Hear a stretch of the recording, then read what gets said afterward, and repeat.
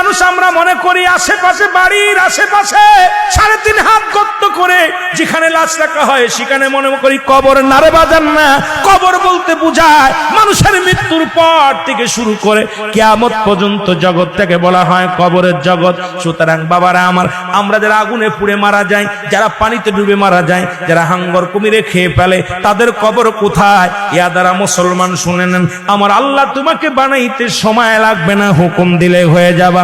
সুতরাং মৃত্যুর পর থেকে শুরু করে কিয়ামত পর্যন্ত জগৎটাকে বলা হয় কবর। এই কবরে যেদিন শোয়া দিবে, 1 নম্বরে আসবে একজন ফেরেশতা, তার নাম হলো নোমান ফেরেশতা। মুসলমান শুনে নেন, আমরা জানি কবরে শোয়ানো পরমান কান্নেকির আসবে।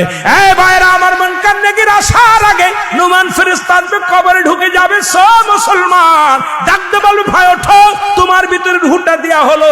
আজরাইল সাল্লাম রূহটা বাইর করেছে, আমার আল্লাহ তোমাকে জানটা দিয়েছিল, এটা কবজ করেছে। এখন আমি তোমার দুজন কেরামন কাতিবিন, দুপাশে দুজন ফেরেশতা ছিল, তারা তোমার আমলনামাটা লিখে রাখছে, ভালো মন্দ সব লিখে রাখছে। এখন তোমার হিসাব হবে, 2টা কাগজ থাকবে নোমান ফেরেশতার হাতের মধ্যে, একটা হলো নেকির কাগজ, একটা হলো বদির কাগজ। এইবার হাতের মধ্যে দিবে, ভাইরে তুমি লেখো, এই তোমার আমলনামাটা লেখো। বলবে আমি লিখবো কেমনে, আমার কাছে তো কোনো কলম নাই। ডাকতে বলে, বান্দারে তোমার কলম হলো ডান হাতের শাহাদাত আঙ্গুল মোবারক। এই মুসলমান এই আঙ্গুলটার বড় দাম। এরে আমরা হলে সুন্নাতুল জামাতের যারা মুসলমান আশিকেরা, শোনো, এই আঙ্গুলের মাথায় সুন জড়ায়ও না। এই আঙ্গুল দিয়ে আমার নবী চন্দ্রকে দিয়ে খণ্ডিত করেছে। এই আঙ্গুলের বড় দাম। এই কবরের ভিতরে তোমার আমলনামাটা তোমার এই আঙ্গুল দিয়া লেখা লাগবে। বাবার এই আঙ্গুলটার মর্যাদা তোমরা রক্ষা করবা। জোরে জোরে চিল্লায় বলো ঠিক কিনা। এবার ফেরেশতা ডাকতে, নোমান ফেরেশতা ডাকতে বলবে, এ বান্দা, এই ডান হাতের শাহাদাত আঙ্গুল মোবারক হলো তোমার কলম। বান্দা বলবে, আমি কলম পাইলাম, কালি তো নাই। বলবে, কালি তোমার মুখের থুতু মুবারক। জোরে বল আল্লাহু আকবার।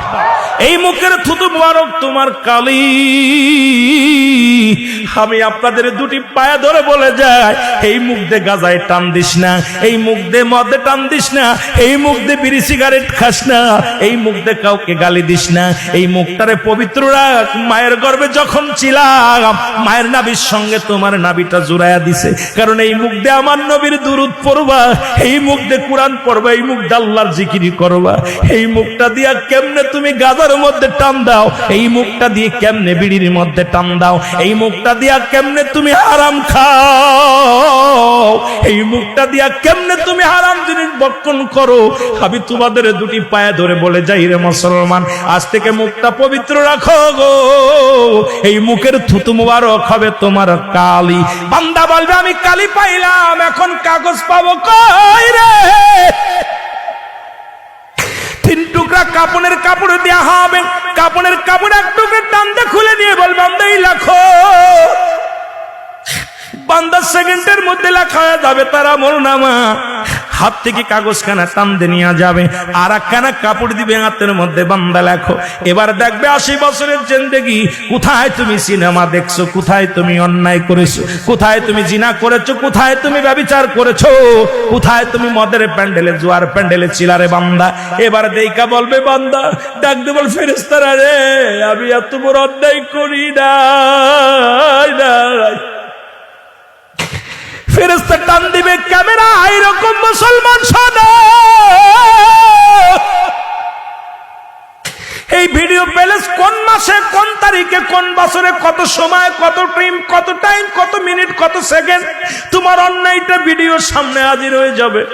বান্দা পলানোর মতো ক্ষমতা থাকবে না।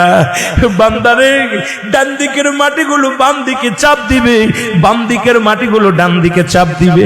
এই ডান পাশের হাড্ডিগুলো বাম দিকে চলে যাবে, বাম দিকের হাড্ডিগুলো ডান দিকে চলে যাবে। এই কবরের ভিতরে এই নুমান মুসলমান শোনো, ফেরেশতা তোমাকে